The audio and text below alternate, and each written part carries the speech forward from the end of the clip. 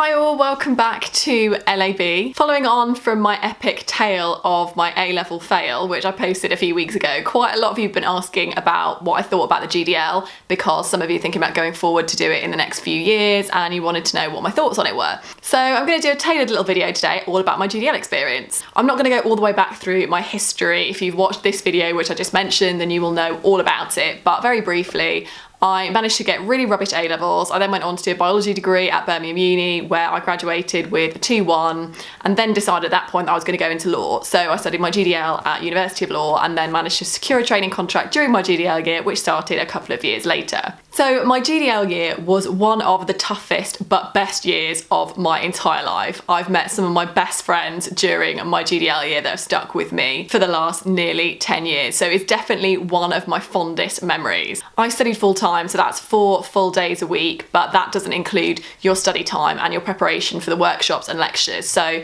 it is pretty full on. Plus you're also applying for training contracts and vacation schemes at the same time. So it's a really, really busy year. Do not underestimate how much time you are going to be spending on your work during that period. It's definitely not for the faint-hearted. The structure of the GDL is a combination of workshops and lectures. So workshops are small groups where you tend to be given a problem to work through or a legal scenario which you're expected to work through in your groups after you've been told the legal principles by your teacher and you've worked through some of the literature before you go into the workshops. The lectures are kind of more like traditional university lectures. I was a big fan of the workshop style actually because it wasn't like anything I'd ever experienced before in a teaching environment. It's very different to school or university because it's a lot more intense and a lot more personal, but I tended to get a lot more out of it because you discuss everything within your groups. It's teacher led, but actually the majority of the work that you do is in your groups and individually, so you're not just sitting there the whole time taking notes on someone talking,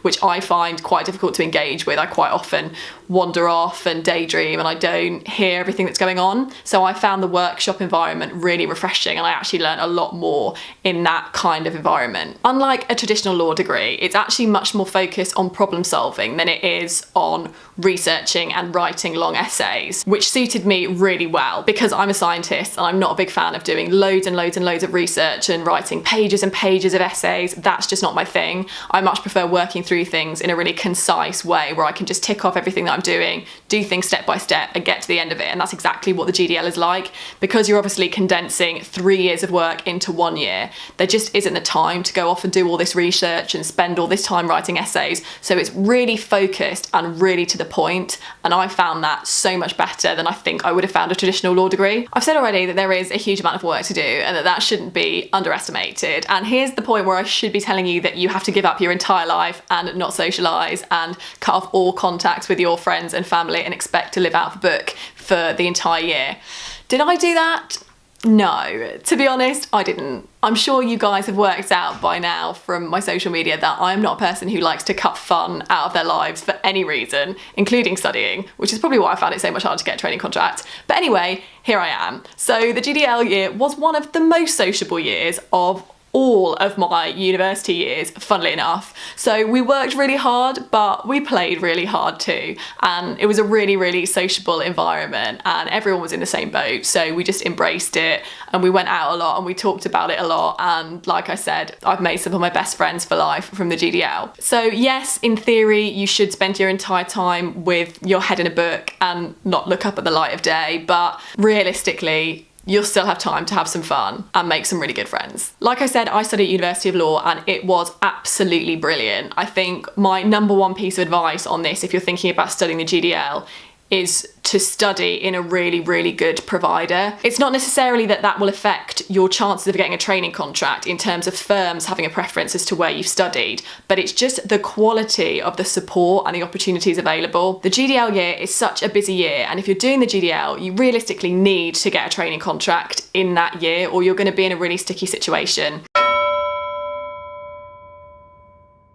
Because unless you're really, really financially stable, you're not going to be in a position to pay out 10 grand plus to study the GDL and then fork out another 10 grand plus to pay for the LPC without a training contract. So it's really, really important that you give yourself the best possible opportunity to get a training contract during those 10 months, which flies by incredibly quickly. So you need to be at a provider who's going to give you a baptism of fire from day one in terms of all the opportunities that you need to make sure that you're getting a training contract. Because you'll find that the vacation scheme placements close at the end of January, and you really need to be getting those applications in. And that is such a short period between you starting the GDL and being engrossed in everything that's going on and trying to find your feet with that, and then those vacation scheme application deadlines closing. So you need to be somewhere who is really going to set you on that road to getting a training contract from day one. As I said, University of Law was absolutely brilliant. I can't recommend it highly enough, with the careers service, the links with local firms, all of the training and development and opportunities outside of just the actual teaching of the course. So really, really look into studying at the best and most reputable provider that you can. Another myth that I want to dispel, if you like, is that you're going to be at a disadvantage if you haven't done a law degree and therefore it's more of a risk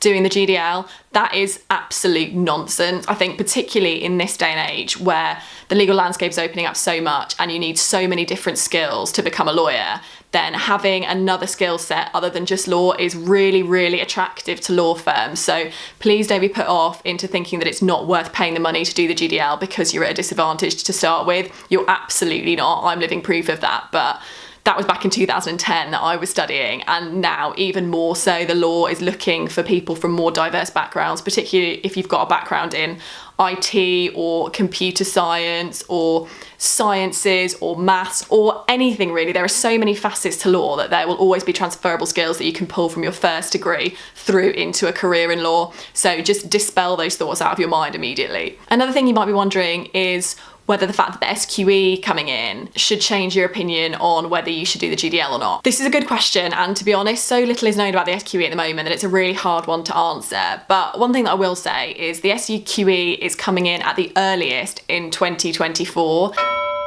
So if you are looking to do your law conversion anytime before that, then I would do it. Otherwise, you're going to be significantly behind everybody else. Other things you might be wondering are whether specific firms prefer specific providers, and the answer is yes. With some firms they do. So it's worthwhile going on the website and checking if they've got a preferred provider.